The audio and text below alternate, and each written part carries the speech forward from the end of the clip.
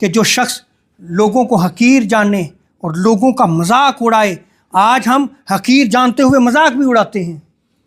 مسلمان خواہ غریب ہو، کبھی بھی آپ اس کا مذاق نہ اڑائیں۔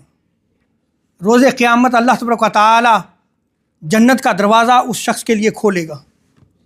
دنیا میں کیا کرتا تھا؟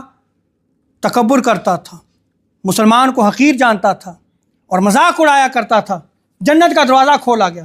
حضور ارشاد فرماتے ہیں ہم کو دوڑ کے جنت کی طرف سے جائے گا، بھاگتا ہوا جائے گا۔ جو ہی دروازے کے قریب پہنچے گا اس کے لیے جنت کا دروازہ بند کر دیا جائے گا۔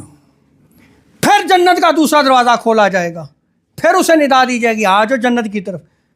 وہ پھر دوڑتا ہوا اس جنت کے دروازے کی طرف جائے گا، بھاگتا ہوا جا رہا ہوگا، جو ہی قریب پہنچے گا پھر دروازہ بند کر دیا جائے گا۔ حضور ارشاد فرماتے ہیں کہ ایسا ہی ہوتا رہے گا۔